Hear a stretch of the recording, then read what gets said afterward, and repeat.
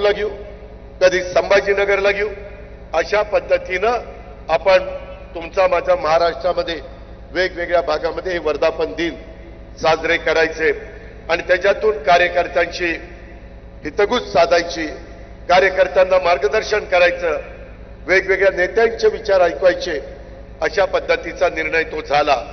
आज ज्या प्रचंड संख्येने तुम्ही इथं उपस्थित आहात, मला खरोखरीच एक वेगळ्या प्रकारचं समाधान मिळतंय की आज जो उत्साह तुमचा दुपारपासून पाहायला मिळतोय, तो उत्साह बघितल्यानंतर माझ्यासारख्या कार्यकर्त्यालाही वाटतं की आपण अधिक जोमाने काम केलं पाहिजे, अधिक लोकांच्या मध्ये जाऊन आपल्या प्रश्नाचे काही प्रश्न आहेत ते सांगण्याचा प्रयत्न केला पाहिजे.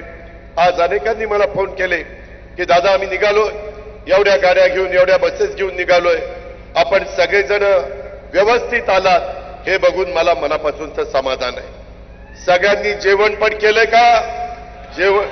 जेवण पण झालेलं आहे. माझी आत्ताच मी सांगतो, भाषण संपल्यानंतर तुम्ही गडबडीत जाल. माझी आपल्या सगळ्यांना विनंती आहे, हात जोडून विनंती आहे की जाताना पण आपापल्या घरी व्यवस्थित जा, गाडी व्यवस्थित चालवा, सुखरूप पोचा. घरी वाट बघणारे प्रत्येकाच्या घरातले कुणी ना कुणी आहे आणि त्याच्यामुळे पोचलं की संबंधित पदाधिकाऱ्यांना फोन करा. अजिबात धावपळ करण्याच्या भानगडीमध्ये पडू नका. आता बहुतेक रस्ते वगैरे सगळं चांगलं केलेलं आहे. कुठं राहिलेलं असेल तर ते चांगलं करण्याचं काम देखील आम्ही लोक करू, त्याबद्दल काळजी करू नका.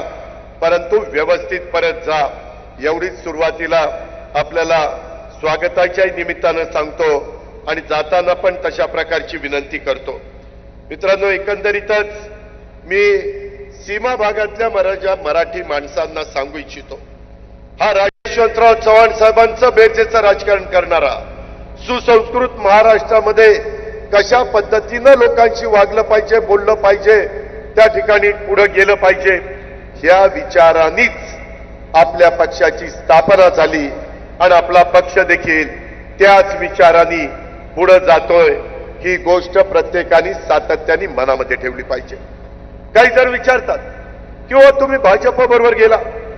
मित्रांनो, आपला राष्ट्रवादी काँग्रेस पक्ष 2019ला शिवसेनेच्या बरोबर सरकार केलं होतं की नाही?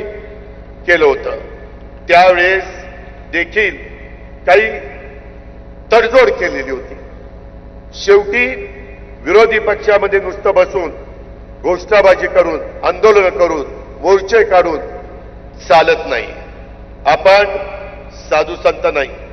आपण उद्याच्याला लोकांना एक दिशा दाखवणारे, लोकांचे प्रश्न सोडवणारे आणि त्याच्यातून बेरजेचं राजकारण करणारे लोक आहोत. त्याकरता यावेळेस आपण ज्यावेळेस भाजपच्या बरोबर एनडीए बरोबर जायचं ठरवलं, महाराष्ट्रात महायुती बरोबर जायचं ठरवलं, आम्ही